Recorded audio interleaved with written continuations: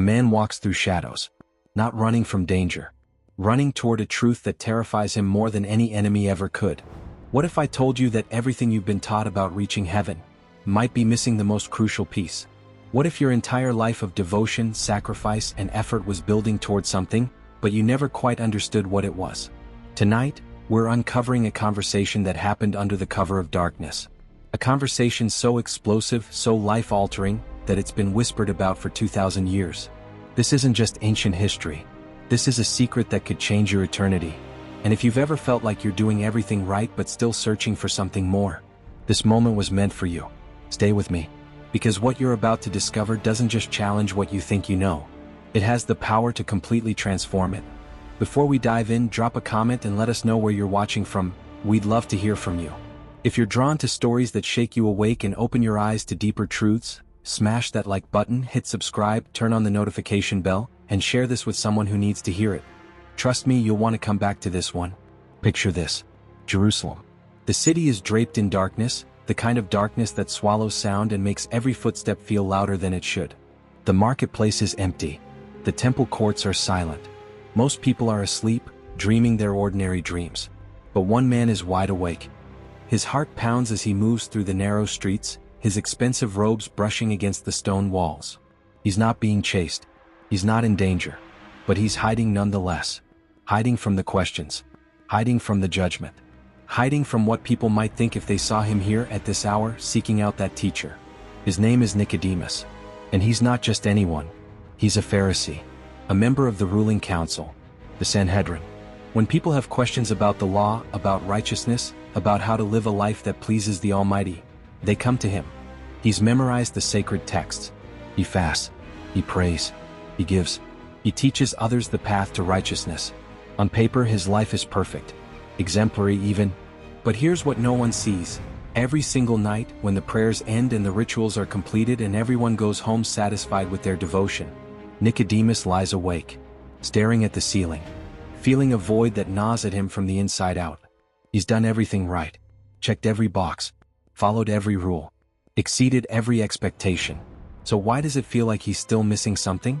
Then he started hearing about the teacher, the carpenter from Nazareth, the one who spoke with an authority that didn't come from the schools or the scrolls, the one performing signs that defied explanation, healing the sick, opening blind eyes, speaking truths that pierced through religious pretense like a blade through silk.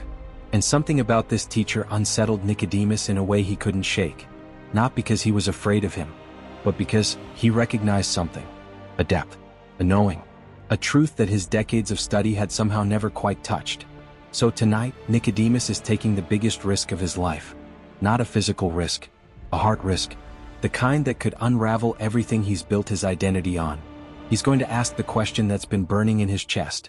The question he's been too afraid to voice. The question that, if answered honestly, might shatter the carefully constructed life he's been living. He finds the teacher in a quiet place, away from the crowds and the noise. The teacher sits calmly, almost as if he's been expecting him. As if he knew this encounter was destined from the beginning of time. Nicodemus approaches carefully, respectfully. He's a dignified man after all. A man of position and learning. He starts with a compliment the way any good diplomat would. "Rabbi, we know that you're a teacher who has come from the divine. For no one could perform the signs you're doing if the divine presence wasn't with him." It's a safe opening. A polite acknowledgement. A way to test the waters without revealing the desperation underneath. But the teacher doesn't need the small talk. He doesn't need the flattery. He sees straight through to the heart of what Nicodemus really came to ask. And what he says next stops time itself. "Truly, truly, I tell you, unless someone is born again, they cannot see the kingdom." Born again? The words hang in the air like smoke. Thick, undeniable, impossible to ignore. Nicodemus's mind scrambles. He spent his entire life climbing the ladder of righteousness. He's been good, moral, devoted. He's sacrificed. He's served. He studied until his eyes burned and his fingers cramped from turning scrolls.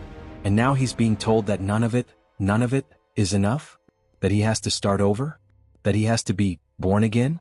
This isn't a call to do better. It's not a call to try harder. It's not even a call to add one more religious practice to an already overflowing list. This is a call to die and be resurrected. To let go of everything you've been building and let something entirely new take its place. This is the moment where religion meets grace, where effort meets surrender, where the teacher becomes the student. And here's the truth that will echo through the rest of this story, through the rest of history, and maybe, just maybe, into your life tonight. You can't fix what's broken inside you. You can't earn your way into wholeness. You can't perform your way into peace. Because what you need isn't an upgrade. It's a resurrection. And that kind of transformation, it doesn't come from you. It comes from someone far greater. If you've ever felt like no matter how hard you try, something's still missing, type searching in the comments below. Let's walk this journey together. And if this is stirring something in your heart, hit that like button and subscribe, because we're just getting started and what comes next will change everything. Nicodemus is the kind of man people point to when they talk about success, when they talk about a life well lived, when they talk about what it means to be righteous. He wears the finest robes, sits in the highest councils, commands respect with a single word. When he walks through the temple courts, conversations pause, heads bow, eyes follow, because everyone knows who he is. Everyone knows what he represents. He's a Pharisee. Not just any Pharisee, but one of the most respected. A member of the Sanhedrin, the ruling council that governs religious and civil matters for the Jewish people. When disputes arise, when questions about the law surface, when someone needs clarity on how to live righteously before the Almighty, they come to Nicodemus.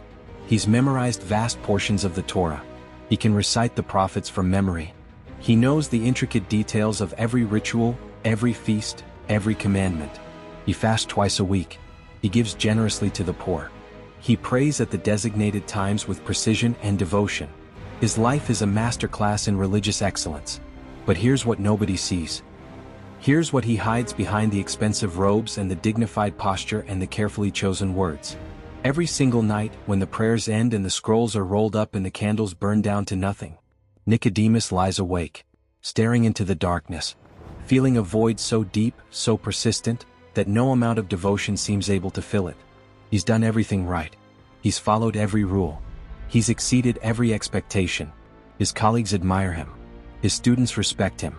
The community looks up to him as a model of what it means to live a holy life. So why does it feel like he's still missing something?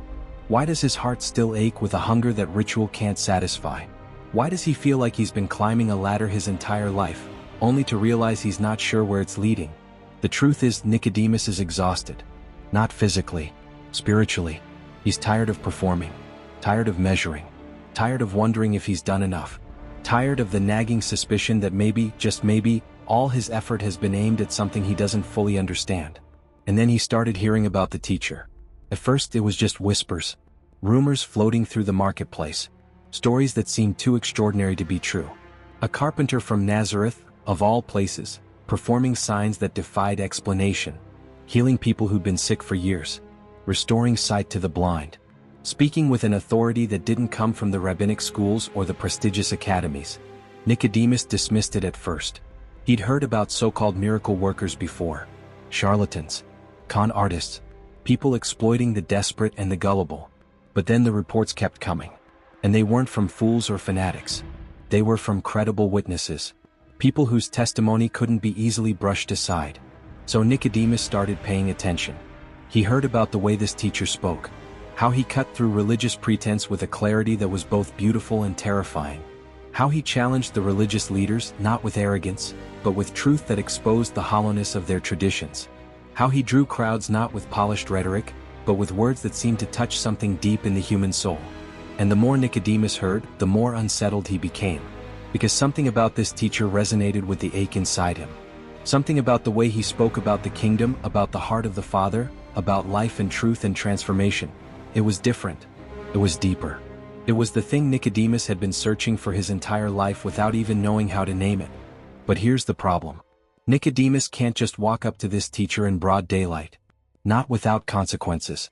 His colleagues on the Sanhedrin are already suspicious of this rabbi from Nazareth. Some are openly hostile. They see him as a threat to their authority, their traditions, their carefully constructed system of religious control. If Nicodemus is seen associating with him, it could cost him everything. His position, his reputation, his influence, everything he's worked for his entire life. But the hunger inside him won't let go. The questions won't stop. The void won't be ignored any longer. So he makes a decision. A dangerous one. A desperate one. He's going to go. Under the cover of night. When no one will see. When no one will ask questions. When he can have an honest conversation without the weight of public opinion crushing down on him. He's not going to debate. He's not going to test. He's not going to prove anything to anyone. He's going because he needs answers. Real answers. Not the scripted responses he's been giving others for years. Not the surface-level platitudes that satisfy the crowds but leave the soul starving. He's going because something inside him knows that this teacher has what he's been missing. And he's willing to risk everything to find out what it is. So tonight, as Jerusalem sleeps, Nicodemus walks through the empty streets. His heart pounds. His mind races. He's rehearsing what he'll say, how he'll approach the conversation, how he'll frame his questions without revealing just how lost he really feels. Because that's the thing about being a religious leader. You're supposed to have all the answers. You're supposed to be the one people come to for guidance. You're not supposed to be the one searching. You're not supposed to be the one admitting you don't have it all figured out. But Nicodemus has reached a breaking point. He can't pretend anymore. He can't keep performing righteousness while his soul withers inside. He can't keep teaching others a path he's not even sure leads anywhere. He needs truth. Real truth. The kind that doesn't just inform the mind but transforms the heart. And tonight he's going to find it. Or die trying. Have you ever felt like you're doing everything right but still feeling empty inside? Like you're checking all the boxes but missing the point? Drop a comment and let us know. Sometimes the bravest thing we can do is admit we're searching. And if this story is resonating with you, hit that like button and subscribe, because what happens next is going to blow your mind. Nicodemus is about to have a conversation that changes everything. Not just for him, but for all of us. Nicodemus finds him in a quiet place. Away from the crowds. Away from the noise and the spectacle. Just the two of them, face to face in the stillness of the night. The teacher sits calmly, his posture relaxed but his presence overwhelming. It's as if he's been expecting this visit. As if he knew that sooner or later, this restless religious leader would show up with questions too heavy to carry alone. Nicodemus approaches carefully. He's a man of dignity after all. A man of learning and position. He's not about to rush in like some desperate beggar. So he starts the way any respectable scholar would. With acknowledgement. With respect. With carefully measured words. "Rabbi," he begins, his voice steady but tinged with something deeper. "We know that you are a teacher who has come from the divine. For no one could perform the signs you are doing if the divine presence were not with him." It's a compliment. An olive branch. A way of saying, "I see you. I recognize something extraordinary in you. I'm here to learn." But the teacher doesn't respond with gratitude. He doesn't smile and accept the flattery. He doesn't engage in the polite back and forth that religious leaders usually exchange when they meet. Instead, he cuts straight through to the core. No warm-up. No small talk. Just truth. Raw and unfiltered. "Truly, truly, I tell you, unless someone is born again, he cannot see the kingdom." The words land like a stone dropped into still water. The ripples spread outward, disturbing everything. Nicodemus freezes. His carefully prepared speech evaporates. His mind scrambles to catch up with what he just heard. Born again? The phrase echoes in his head, bouncing off the walls of everything he's ever known, everything he's ever believed, everything he's ever built his life upon. Born again. Not try harder. Not do more. Not follow these additional rules. Not sacrifice this, or pray that, or fast longer. Born again. It's such a strange phrase. So unexpected. So impossible. Nicodemus has been preparing for this conversation for days. Maybe weeks. He's rehearsed questions in his mind. He's anticipated responses. He's constructed careful arguments and thoughtful inquiries. But this wasn't anywhere in his mental script. He came here expecting a discussion about theology, about the law, about interpretations of scripture, about signs and wonders and prophetic fulfillment. He came expecting to debate nuances, to explore ideas, to have his intellect engaged and his knowledge tested. But the teacher didn't start with theology. He started with transformation. And that changes everything. Because Nicodemus knows theology. He's mastered it. He can debate it with the best minds in Jerusalem. He can quote texts and reference traditions and construct arguments that would make his colleagues nod in approval. But transformation? Being made completely new?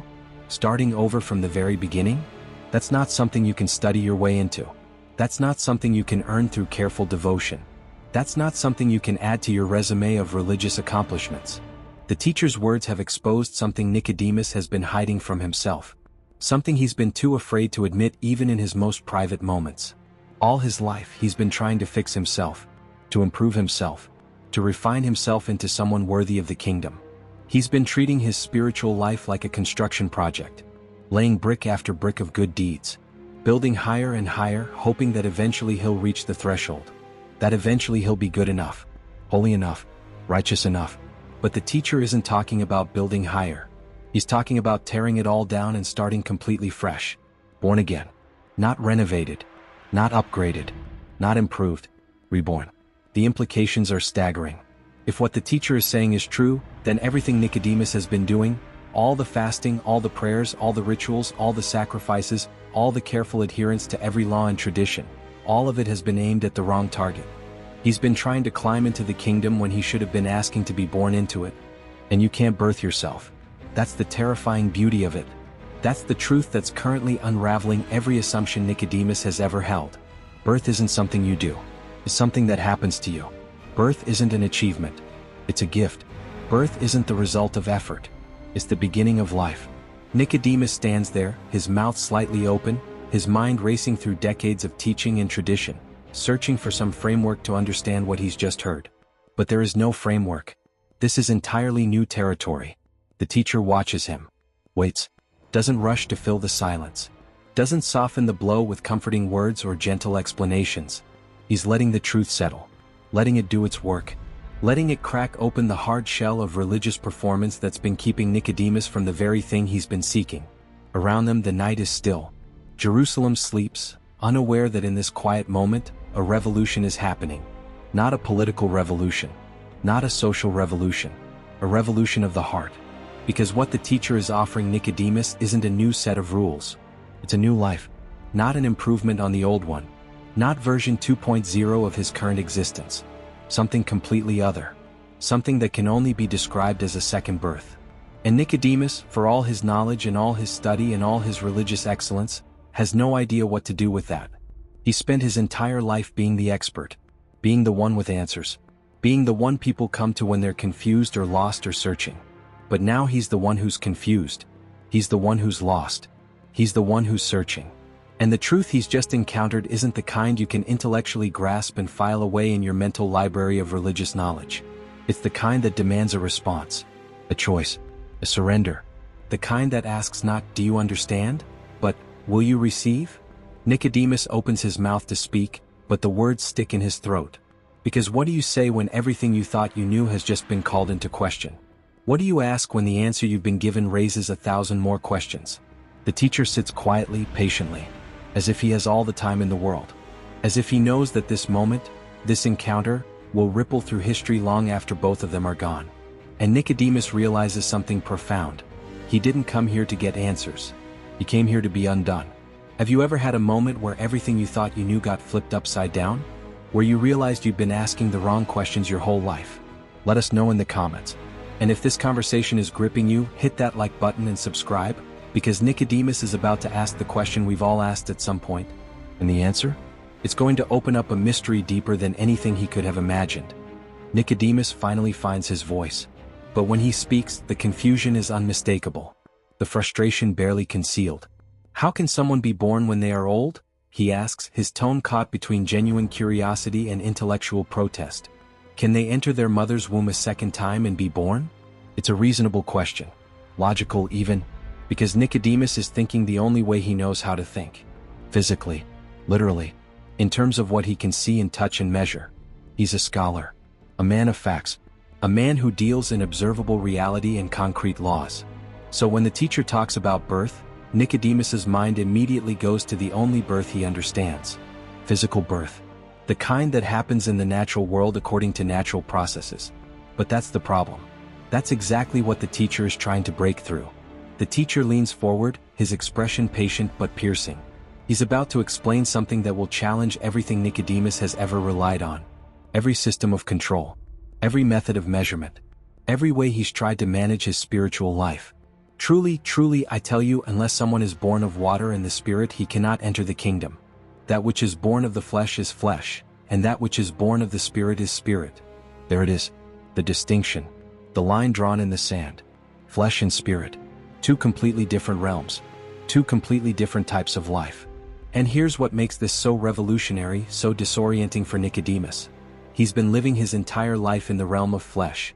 Not in a sinful way. In a human way. In a self-sufficient way. He's been operating under the assumption that if he just works hard enough, if he just follows the rules closely enough, if he just sacrifices enough and prays enough and gives enough, he can produce the life he's searching for. He's been treating his spiritual journey like a project he can manage, a goal he can achieve, a mountain he can climb through sheer determination and discipline. But the teacher is telling him something that cuts against every instinct he has. You can't produce spiritual life through human effort. It doesn't work that way. It's never worked that way. Flesh only produces flesh. Human effort, no matter how sincere or intense, can only produce more human effort.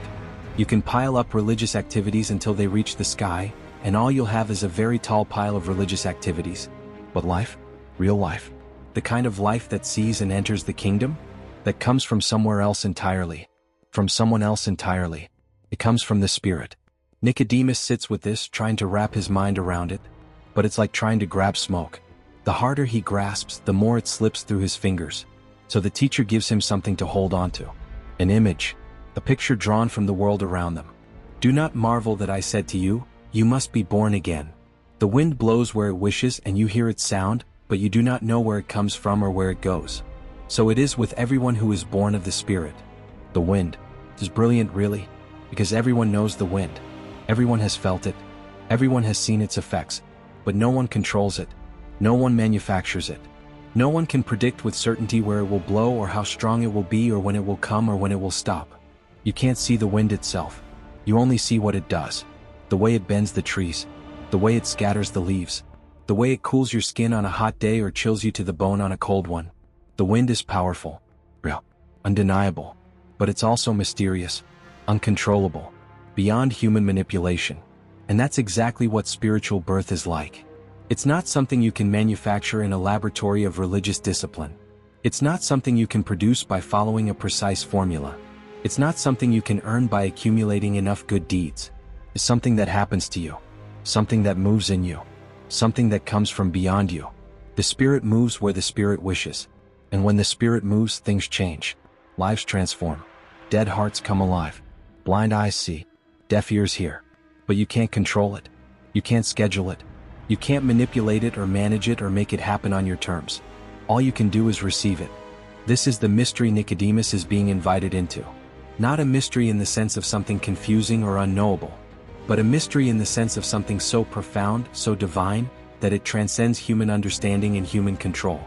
For a man like Nicodemus, this is both terrifying and liberating. Terrifying because it means letting go. Letting go of control. Letting go of his carefully constructed life of religious performance. Letting go of the idea that he can save himself through his own efforts. But liberating because it means the crushing weight of that performance can finally be lifted. The exhausting cycle of trying to be good enough can finally stop. Because it was never about being good enough. It was never about working hard enough. It was never about climbing high enough. It was always about being willing to receive. To surrender. To let the Spirit do what only the Spirit can do. Nicodemus has spent his entire life trying to control his way into the kingdom, trying to earn his place, trying to prove his worthiness. But the teacher is showing him a completely different path. A path that doesn't depend on his strength but on divine grace. A path that doesn't require him to be impressive but to be humble. A path that doesn't demand performance but invites trust. The wind blows where it wishes. And when it blows through a human heart, that heart is born again. Made new. Transformed from the inside out. Not because of what that person did, but because of what the Spirit does. And that changes everything. Nicodemus sits in the silence, feeling the weight of it all. The teacher has just dismantled his entire worldview. Not with condemnation. Not with criticism. But with truth. The kind of truth that frees you by first undoing you. If you've ever realized that you can't fix yourself, that you need something beyond yourself, drop a comment below. Sometimes the hardest and most beautiful truth is that we're not meant to save ourselves. And if this is speaking to your heart, smash that subscribe button, because what comes next is the most famous declaration of love in history. And it's going to tie all of this together in a way that will leave you breathless. The teacher sees the struggle in Nicodemus's eyes. The wheels turning. The internal battle between what he's always believed and what he's now hearing. between the life he's built and the life he's being offered. And in this moment, the teacher doesn't pile on more theological complexity. He doesn't add another layer of mystery. Instead, he does something remarkable. He simplifies. He strips everything down to the most basic, most beautiful truth in the universe. He tells Nicodemus why all of this matters, why this conversation is happening, why the new birth is even possible in the first place. For the divine so loved the world, that the only Son was given, that whoever believes in him should not perish but have eternal life. The words fall like rain on parched ground. For the divine so loved the world. Not the religious, not the righteous, not the ones who have it all figured out or the ones who've earned it through perfect obedience. The world. The whole broken, messy, struggling, searching world. And the love isn't conditional, isn't transactional, isn't based on performance or worthiness or any merit we could possibly bring to the table. It's just love. Pure. Sacrificial. Overwhelming. The kind of love that gives. That doesn't hold back. That doesn't calculate the cost or measure the return. The kind of love that gives the most precious thing imaginable. The only Son. Nicodemus feels the weight of those words settling into his chest. Because he understands sacrifice. He spent his life offering sacrifices. Lambs, doves, grain offerings. He knows what it means to give something valuable as an act of devotion. But this is different. This isn't about what we give to the divine. This is about what the divine gives to us. And what was given. Not just any gift. Not something expendable or replaceable. The only Son. The most precious. The most beloved. The irreplaceable. Given. Freely. Completely. For the world. For Nicodemus. For the person listening to this story thousands of years later. For every human heart that's ever felt the ache of emptiness, the weight of guilt, the hunger for something more. And why? What's the purpose of this extravagant, incomprehensible gift? That whoever believes in him should not perish but have eternal life. Whoever. Not whoever is religious enough. Not whoever follows the rules closely enough. Not whoever has the right credentials or the impressive resume of good works. Whoever believes. That's it. That's the requirement. The only requirement. Belief. Trust. Faith. Not in your own goodness. Not in your own efforts. Not in your ability to climb high enough or work hard enough or sacrifice enough. But in him. In what he did. In the gift that was given. Nicodemus has spent his entire life trying to avoid perishing through his own efforts. Trying to earn eternal life through his devotion and discipline. But the teacher is telling him that eternal life isn't a wage you earn. It's a gift you receive. And the only thing standing between you and that gift is whether or not you're willing to believe. To trust. To stop trying to save yourself and accept the salvation that's being offered. This is the heart of everything. The center. The core. The truth that all the other truths orbit around. The divine loves you. Not because you're impressive. Not because you've earned it. But simply because that's who the divine is. Love isn't something the divine does. It's who the divine is. And because of that love, a gift was given. The ultimate gift. The costliest gift. The gift that makes the new birth possible. And now that gift is being offered to you. To Nicodemus. To everyone who's ever felt the weight of trying to be good enough and failing. To everyone who's ever looked at their life and wondered if there's more. The offer is simple. Almost too simple. Believe. Not perform. Not achieve. Not prove yourself worthy. Believe. Accept the gift. Trust the giver. Let go of your efforts to save yourself and receive the salvation that's already been accomplished on your behalf. Nicodemus sits with this. The simplicity of it is almost offensive to his religious sensibilities.